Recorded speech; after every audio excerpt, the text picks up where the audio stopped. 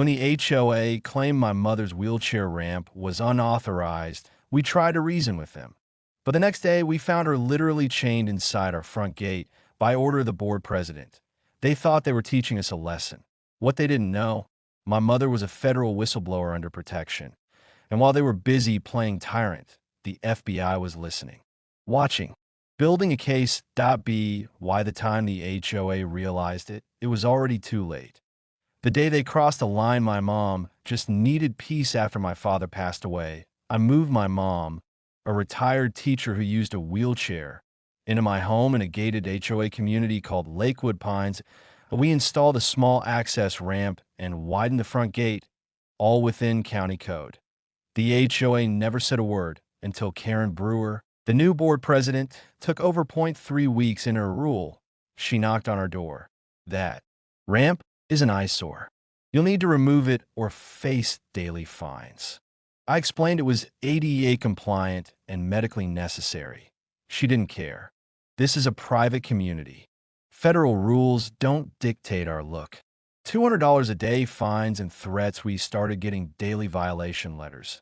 Unapproved exterior alteration, obstruction of visual harmony, unauthorized gate fixture. Each one came with $200 fines and increasing threats of legal action. When I called the HOA hotline to explain again, someone hung up on me. Then one night, the gate lock was replaced. My mother woke up trapped inside our property. The gate was chained shut from the outside. She called me in tears, thinking she was being punished or targeted. And she was right. But what the HOA didn't know was they had just committed a federal crime. Why mom wasn't just anyone unbeknownst to the HOA. My mom had spent the last 3 years assisting in a federal case involving misuse of retirement funds and had been moved here under a quiet protection order. One call to her former contact in D.C., and within 24 hours, the FBI opened a civil rights complaint. They reviewed the camera footage of the chained gate, photos of the HOA's notices, medical documentation showing my mom's condition, HOA emails we had quietly collected from a whistleblower on the board. It wasn't just HOA bullying anymore. It was now federal level abuse and interference. I played along publicly, but fed the case privately for the next 2 weeks. I pretended to comply. We removed a decorative flower pot, moved the mailbox 6 inches, trimmed the bushes, all while smiling for their cameras. Karen even gloated in the HOA group chat about getting rid of the eyesore. We had screenshots of it all. Behind the scenes, FBI agents visited us twice in unmarked vehicles and logged every HOA notice. They also confirmed something big. This HOA had multiple civil complaints pending, including another case involving a disabled veteran 3 blocks over. The feds had been waiting for a pattern. Now, they had one. Then came the takedown. At the annual BBQ, the HOA hosted its annual summer barbecue, catered, polished, full of passive-aggressive speeches about community standards. Karen strutted up and down the lawn like royalty, until 2 dark SUVs rolled up. 3 agents calmly approached the event and asked, "Karen Brewer?" She smiled. "That's me. Would you come with us for a few questions about civil rights violations?" Silence. Neighbors stared as Karen was guided to the SUV. Not in handcuffs yet, but her face said it all. She had no idea what hit her. The fallout was immediate and federal. Within 72 hours of Karen's escort from the HOA barbecue, the neighborhood was buzzing with rumors. What they didn't know yet was that the FBI had opened a formal investigation into civil rights violations against a disabled person, tampering with federal disability accommodations, ADA law, potential misuse of HOA funds, and fabricated citations. The chain on our gate that was classified as unlawful detainment. One agent told me privately, if she chained a dog in like that, animal control would have intervened. Doing it to a human, especially a disabled one, turns it federal.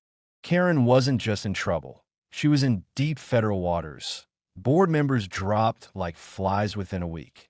For the 7 HOA board members resigned their shared group chat. which I had screenshots of, leaked, revealing jokes about cleaning up the street and getting rid of the Sympathy Act. The treasurer was investigated for unreported use of HOA dues to pay for security consultants, who were just her cousin with bolt cutters. The FBI didn't need to arrest all of them. They just needed to rattle the foundation. And trust me, it crumbled beautifully. My mom's victory was quiet and perfect. My mom never asked for punishment. She just wanted peace. So when the new interim board president showed up with flowers and an apology letter, she accepted it, calmly, respectfully. But when she handed the letter to the FBI agent reviewing her case, it became part of the formal complaint file. Karen, meanwhile, faced a federal lawsuit for ADA interference, say a personal civil suit, which we filed, and a lifetime ban from holding any HOA leadership position. Again, the best part. All her fines against residents were ruled invalid. Dozens of neighbors got refunds and relief that a new HOA charter. With my mom's name on it 2 months later, I helped draft the new HOA charter that we added. Strict ADA protections for all mobility, visual, and cognitive disabilities, limits on fine amounts, and a required 3-member review committee, anonymous complaint review protocols to avoid bullying, and most importantly, a new clause titled the Evelyn Provision, named after my mom. It protects residents from retaliation, mandates accessible accommodations within 14 days of request, and requires HOA board members to undergo sensitivity and federal compliance training before taking office. My mom teared up when she read it. They chained me, she said, but they freed everyone else. Epilogue. Some chains set people free today. My mom gardens every morning, wheels herself down our accessible ramp, and waves at neighbors who once stayed silent, but now smile and stop to talk. Karen, she moved out quietly, under a cloud of embarrassment.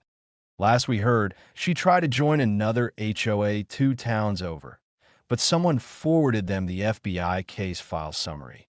Application denied.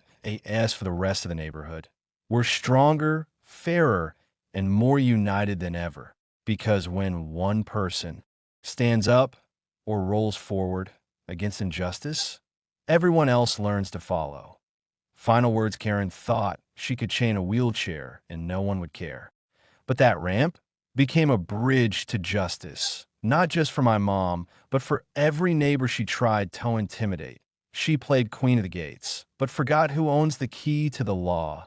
And in the end, the woman they try to trap became the reason they'll never hurt anyone again. That if you believe in standing up or rolling forward against HOA bullies, don't forget to hit that subscribe button.